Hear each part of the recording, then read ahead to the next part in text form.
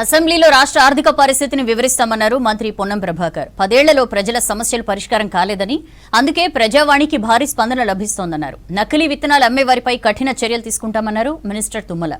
రాష్ట్రాన్ని విత్తనోత్పత్తి కేంద్రంగా అభివృద్ధి చేస్తామన్నారు.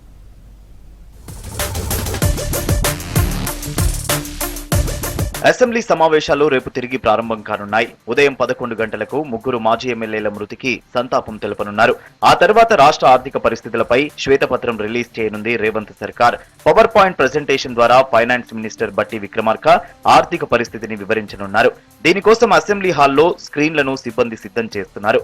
రాష్ట్ర ఖజానాకు సంబంధించిన పూర్తి విషయాలు ప్రజలకు వివరిస్తామన్నారు మంత్రి పొన్నం ప్రభాకర్.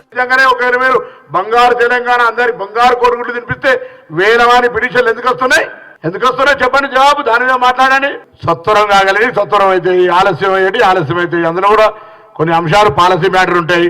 ఏదైనా ఒక నూతన కార్యక్రమం ప్రారంభించినప్పుడు అలా ఒడుగుదొడుకులు ఇష్యూస్ ఉంటాయి. దాన్ని రివ్యూ చేసుకుంటాం 15 రోజుల తర్వాత. అరే మేము ఆటో కార్మికులకు వ్యతిరేకంగా తీసుకున్న నిర్ణయం కాదని, మేము మహిళలకు ఈ రాష్ట్రంలో ఉచితంగా ఇవ్వాలనుకున్నాం.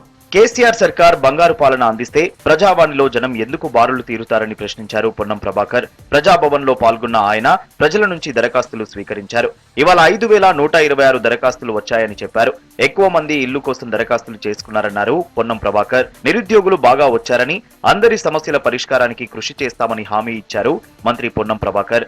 ఆటో డ్రైవర్లకు న్యాయం చేస్తామని, ప్రభుత్వం నిర్ణయం తీసుకునే వరకు వాళ్ళు ఓపిక పట్టాలని చెప్పారు. ప్రస్తుత రబీతో వచ్చే వానాకాలానికి విత్తన కొరత లేకుండా చూడాలన్నారు వ్యవసాయ శాఖ మంత్రి తుమ్మల నాగేశ్వరరావు.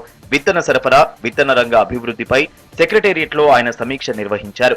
దీనికి అధికారులతో పాటు వ్యవసాయ యూనివర్సిటీల శాస్త్రవేత్తలు, ప్రముఖ విత్తన కంపెనీల ప్రతినిధులు హాజరయ్యారు. మొక్కజొన్న, పత్తి లాంటి పంటల విత్తనోత్పత్తి, సరఫరాలో ఎలాంటి సమస్యలు లేకుండా చూడాలని చెప్పారు. ప్రైవేటు కంపెనీకు దీటుగా నాణ్యమైన ధృవీకరించిన విత్తనాలు సీడ్స్ కార్పొరేషన్ ద్వారా అందుబాటులో ఉంచాలన్నారు.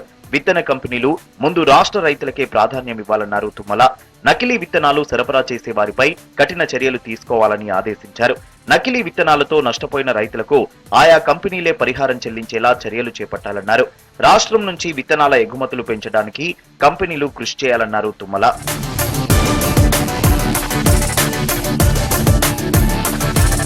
వైద్యారోగ్య శాఖ మంత్రి దామోదర రాజనరసింహతో జూనియర్ డాక్టర్ల చర్చలు సక్సెస్ అయ్యాయి. ప్రతి నెల 15వ తేదీ వరకు స్టైఫండ్ విడుదల చేస్తామని మంత్రి హామీ ఇచ్చారు.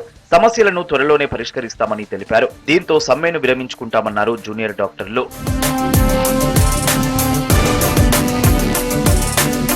కాళేశ్వరం ప్రాజెక్టు నాణ్యతా లోపంపై మాజీ సీఎం కేసీఆర్ బాధ్యత వహించాలన్నారు కాంగ్రెస్ ఎమ్మెల్సీ జీవన్ రెడ్డి.